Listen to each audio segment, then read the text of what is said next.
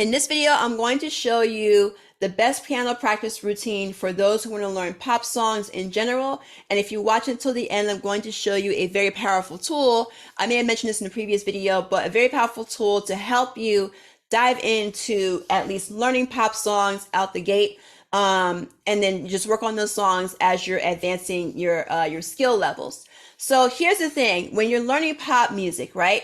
The reason why pop music is pop music versus it being considered jazz or improv or gospel, what makes these genres different from each other, what makes them sound different from each other, there's actually quite a few reasons, but one of the biggest components that makes pop music different than, say, R&B music or neo soul or gospel are the chords that are being used in pop music. So pop music is really more of like a beginner genre, which makes this video perfect, especially if you're a complete beginner. So the first thing you really need to know, well, obviously you need to know the names of the keys, is you want to be able to, what I'm going to show you, you're going to have to learn this, or it's best practice to learn this in all 12 keys. But before I get into that, remember this is C. So to the left of the two black keys is the white key, which is C. There's D, E, F, G. So in that order, and then after G is A, and then B, and then there's C. And all that happens is that the sequence repeats itself. So the whole thing is C, D, E, F, G, A, B, C, D, E, F, G, A, B, C, D, E, F, G, A, B, C, D. So here's the thing, when you're learning songs, when you're listening to a pop song, there's a few components to that song. There's the melody, right?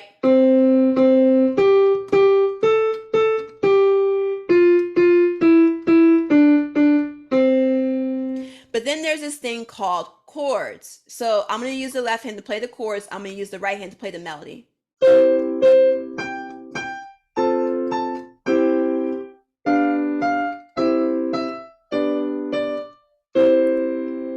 So what I just played over here, ba, ba, ba, ba, ba, ba, ba, ba, ba, ba, ba, ba. Those are chords. So the way a chord is set up is you have a root. So let's say if I was playing a C chord is going to have C as the root of the chord. And then you're going to go two keys over, and this is just me breaking this down in the simplest form.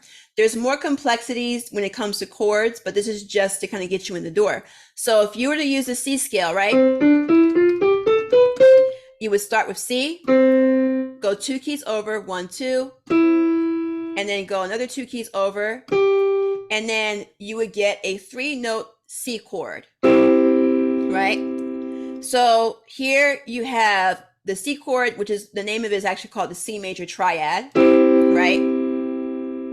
Now, what you want to do, the first thing you really want to do, and this is when you're working on pop music, right? You want to spend maybe 10 minutes of your practice time practicing just the chords, because these chords are going to make up the majority of the pop songs you're going to be learning over time.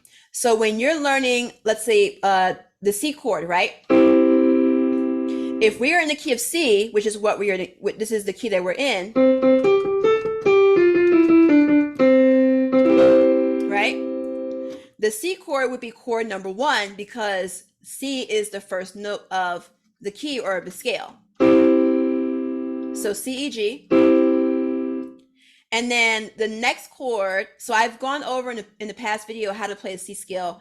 I may put that in the description box, but you learn the scale, which is just C, D, E, F, G, A, B, and then C. So if I were to play the first chord of the scale, I would use my thumb. This is for my right hand, just as an example. My my middle finger and my pinky to play C, E, and G, right? And this is a warm-up that you can use, that you can play for either the right hand or the left hand. So the left hand would just start with the pinky at the bottom, middle finger in the middle, and then thumb at the top for the same exact notes, right? Then I would go up a key, which would land my thumb on D, my middle finger on F, and then my pinky on A. So each of the notes or each of the fingers are going to move one key over. So that's the D chord.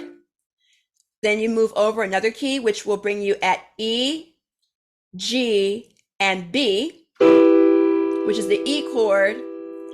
And then you move over a key. So you're just working up the scale, but you're giving each of the notes chords. So here we have F, A, and C. And then you go up again, another key for each of the fingers. Then you have thumb on G, middle finger on B, pinky on D. Then you go up another key where you will have A, C, and E.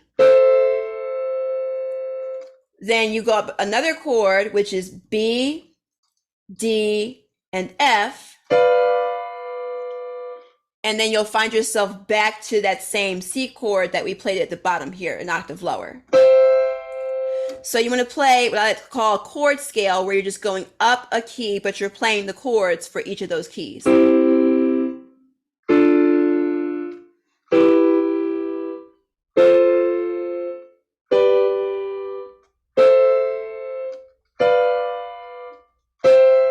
And you do the same thing for the left hand.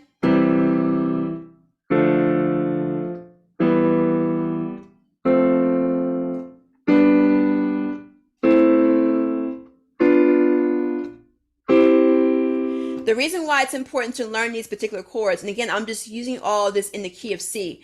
Each of these keys have their own groups of chords, like the C sharp chord.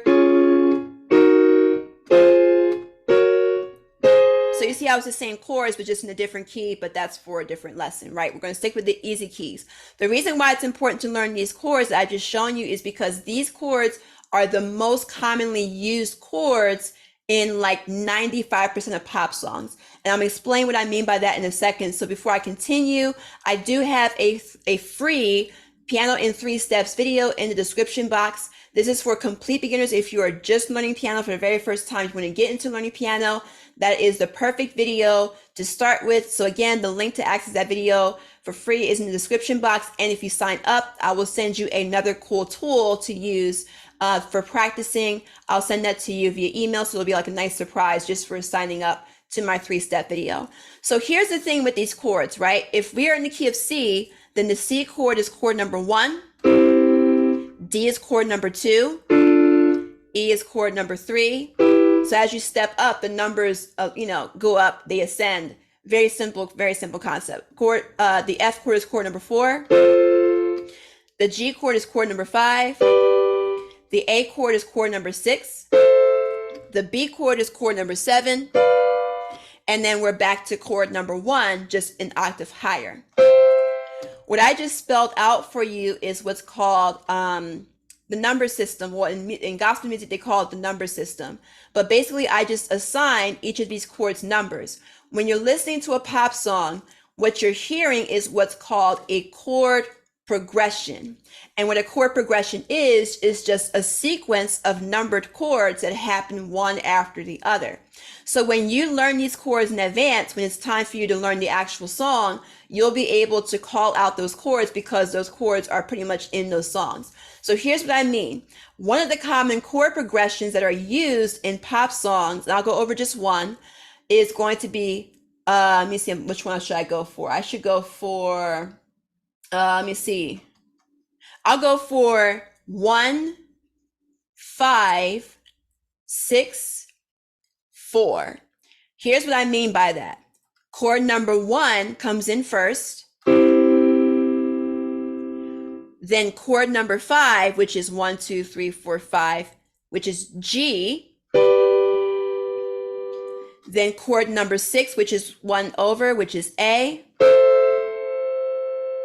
And then chord number 4, you would go 6, 5, 4 is going to be the F chord. And then you loop that same exact chord progression, 1, 5, 6, 4. 1, 5, 6, 4. 1, 5, 6, 4. So what's happening? You're pulling the chords that you've practiced earlier and you're putting them into a chord progression, which is very, very popular in pop music. So if you think of Maroon 5, Girls Like You, which happens to be in the key of C, because girls like you run around with guys like me to sundown. When I come through, I need a girl like you, yeah, yeah, right? So the second part of your practice time, after you're practicing these chords and getting yourself acquainted with these chords, and again, this is just a very, very basic level. There's more complexities to it, but this is just to get you in the door, is to spend the next maybe 15 or 20 or so minutes working on an actual pop song, and you'll find that it'll be a little bit easier to play, especially if it's in the same key that you're working with the chords with. And speaking of working on pop songs, if you want to kind of just go ahead and get in the door with that, there's an app that I like to use. And I mentioned this in the previous video. It's called Piano Maestro. So if you go, this is an iPad only app. I forgot to mention this in my previous video. Piano Maestro is an iPad only app. But I'm telling you, this app was so much fun for my students. There were students that I've had who didn't have iPads, and they went out and actually got an iPad just for this app. That's how cool this app is. So if you download the Piano Maestro app, and here, you'll see here, there's a menu. Let me just turn this down a little bit so you can hear me talking. In the menu, you'll see where it says library. If you wanted to work on a particular song, you go into library, and you'll see where it says songs, exercises, and methods. You go to where it says songs on the left-hand side, and it'll give you a list of songs by category that you will want to work on. So you can go to where it says pop and rock, and it'll give you a list of songs, popular songs that you can start working on. So let's say if you are a complete beginner, you go to where it says all levels and go to where it says elementary, and it'll narrow down to the songs that fit that skill level. And once you pick a song, let's say Justin Bieber, I know a lot of you aren't really Justin Bieber fans, but this is just to give you an example. If you press play, it'll pull up the Justin Bieber song. And then what this app does is it interacts with the actual piano that you're working with, right? So then you'll see this pop up here. I'm just going to pause this for a second. So this is going to move over, and you see this blue line. As each of these notes approach the line, you have to play that particular note. And what this app does is it listens for whether you're hitting the right note or if you're hitting the right rhythm. As you can see, there's different rhythm notes here. I go over rhythms in a different video. But basically, as it's going through, it's going to monitor how accurate you are with the keys. And then at the end, it gives you a score on how well you did. And if you want to actually learn the song, let's say if the song is a little bit too difficult for you to play in the beginning, what you can do is go back to the menu, and you see where it says here, where it says learn.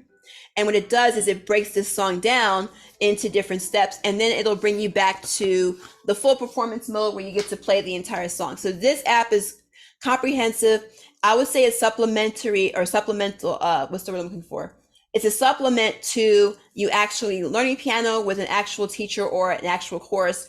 That's an extra tool that you can use as you're working on your pop songs and as you're working on your chords. So what I'm going to do in a future video is I'm going to talk about practice routines that you can use if you want to improve your sight reading.